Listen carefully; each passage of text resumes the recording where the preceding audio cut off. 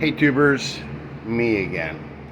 So just got a call about an hour ago, and this guy's ground pounder, it's a Makita, says he couldn't get it to start. Says it was running, sat it for a couple of months. He just thinks that it has bad gas. So of course I checked the oil. The oil is absolutely filthy. This should not happen. Watch how easy. The spark plug is still in it. Here's the cord all the way out to there. So, but since it does have valves, they could just be like so far out of adjustment that's why it pulls over so easy. Plus there's, what do you call it? Compression release to help you get it started. Pretty sure that's a Honda. Did I already see that? It was not a Honda, it's a Honda knockoff. Let's see. Yep, it's a Honda for sure. You can see it right there. So anyways, look down here. This is after the filter was on. There's a ton of dirt down inside of here. Turn the light on. All the way down. So I'm going to start taking these parts off, and then we're going to inspect it and see if we can't get that compression to come back. I don't think it's the gas. I just think it's the compression. It does have spark. So stay tuned. Okay. So get the flashlight out. I don't know if you can see in there. Try it with this. There we go. It's really not too bad. A little bit of dirt.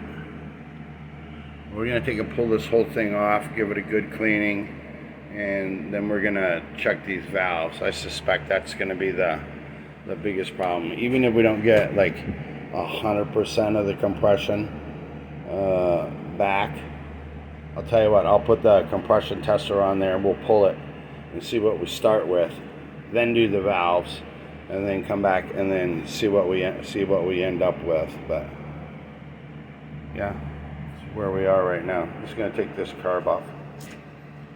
Anybody wants to know, those are 10 millimeter. I just use 10 millimeter socket. There's a nut, a bolt, a nut, and a nut. Take that off. Okay. Okay guys, here's what we got. Looks like about 55 PSI. Yeah, I know you're supposed to have the throttle open and all that fun stuff. So yeah, we only got 55 PSI. And it says the clearance on the valve should be like 8 thousandths plus or minus 2 thousandths. I'm gonna go through them, reset them, and then check it again.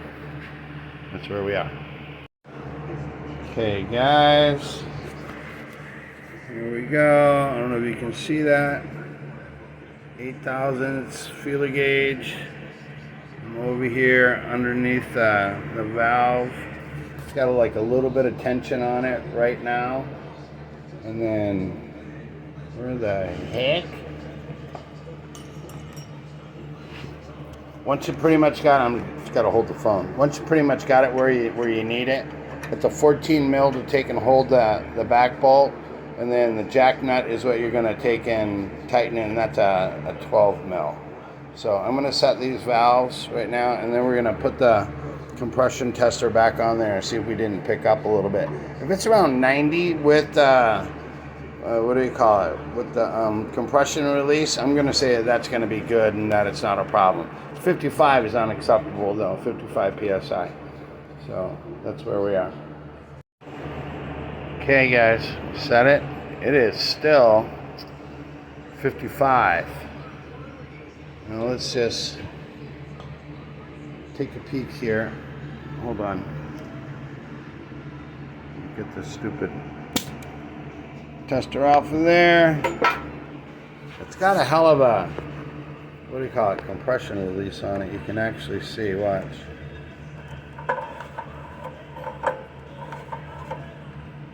I'm just pulling on the rope real slow. Okay, that's the exhaust on the far side. up.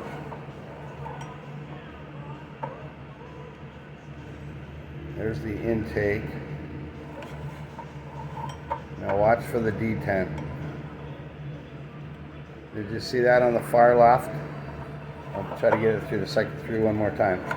It's pretty big. Okay, there's the exhaust stroke. Closest to you now is going to be the intake. Now you make your focus go to the back valve, to the one in the background. Watch the detent on this. Boom. See it? Right there. It's pretty big. So I could probably go and look it up, but I'm just going to go through, clean out this nasty carburetor, throw it all back on there. At least I have verified that I know that these are adjusted back to where they need to be. Seem a little sloppy though, don't they? Anyways, yeah. So that's what we're gonna do. Clean the carb, throw it back together, see if we get her to fire up. Okay guys, so here's the emulsion tube. Cleaned out all those holes. Come on, baby. And then down the center.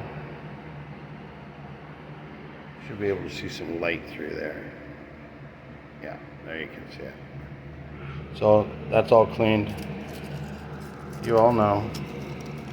You can go and get yourself these welding tips. These are called Forney, whatever. Welding tips is all you need to go and clean these out. There's the main jet. I'm gonna put this thing back together and we're gonna slap it on here. See what happens.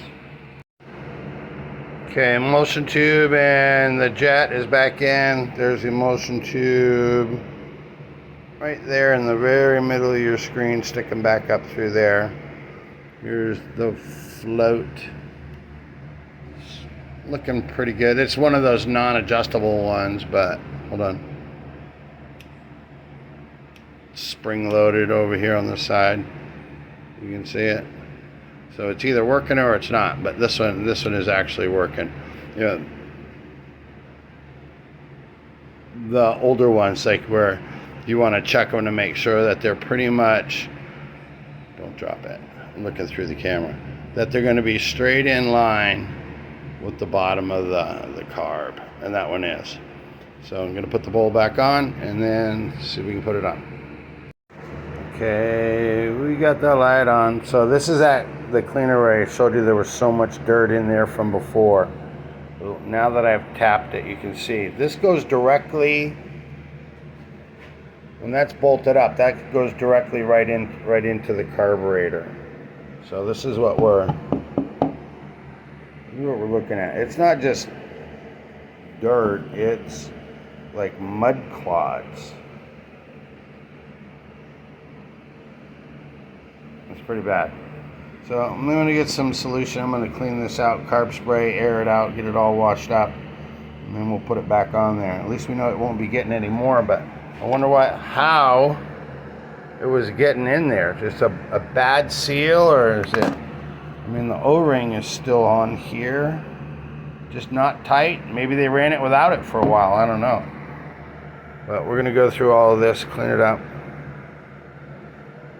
You just never know. Okay, I'll be back. Okay guys, so I put the cover back on. I remembered to put in the gasket. You gotta hook up this breather valve that goes underneath the valve cover. You need your 10mm wrench for these two and the one up on top. Oh, my pictures are so close today.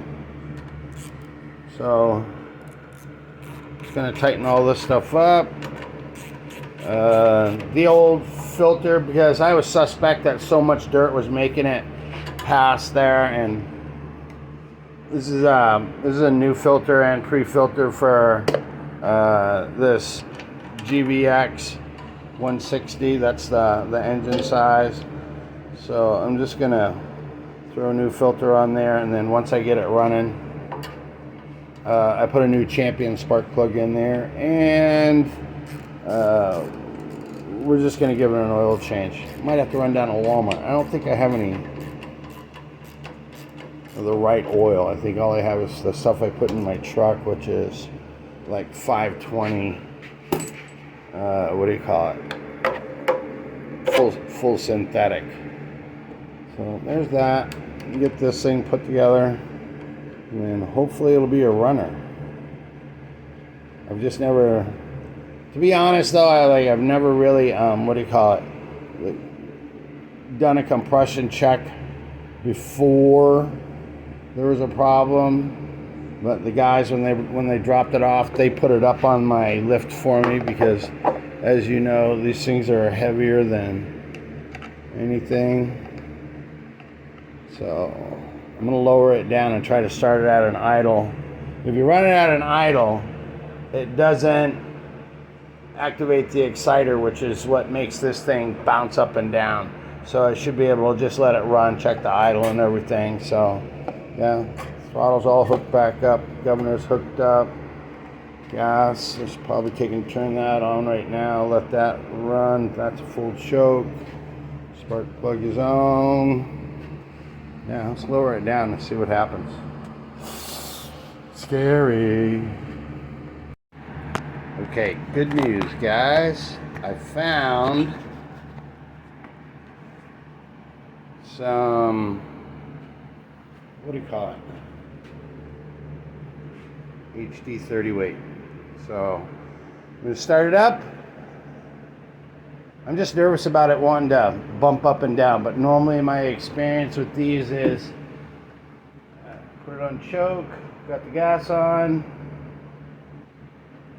the throttle is all the way down, so hopefully it won't start hopping off the table.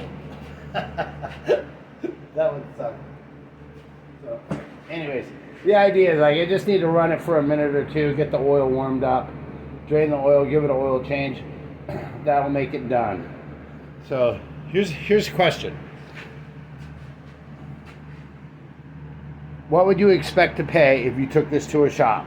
So we got an oil change, new Honda filter, pre-filter, new spark plug, and carburetor clean or rebuild, whatever, and get the valve and have your valves adjusted. What do you think? I'm thinking like maybe this many's. What do you think? Put a comment. Or would this many's be like a good donation for all that work? It literally, I mean, it only took a couple hours even with filming, and that adds on to it, but whatever. It's because I love you guys. So, all right, let's try to give it a start. Choke, switch on, throttle all the way down.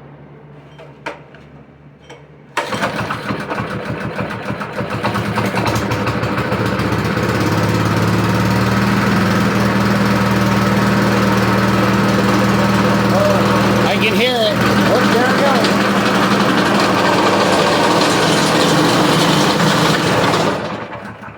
goes. Okay, we can't have that.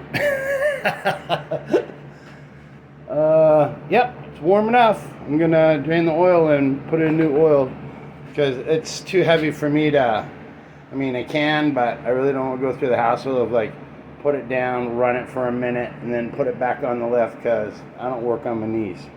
So this one's done. Let me know. Don't forget, comment. I want to know what you would expect to pay to have this kind of service done.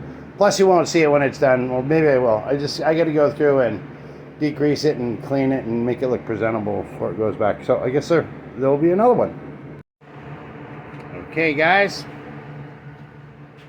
Got the oil change. Got my degreaser on here. I did spill a little bit of oil because it's a pain in the butt to get to it. So that's it on this one. It was a tune-up and valve adjustment. Nothing too terrible. Probably about 2.5 hours into this, I guess. 3 hours. But like I said, It always takes a little bit longer when you're filming. So I'm gonna, I think his name's Martin. I think I'm gonna call Martin and say, come and get it. Time for your boys to go back to work. Yeah, I just use spray bottle with water, degreaser. You can mix that stuff all the way up to, like, I don't know, something crazy like 10 to 1. You can get it all down at Harbor Freight. Lasts a long time. Does a good job. And that's it. We'll catch you on the next one, guys. That's it. We're done. We're out.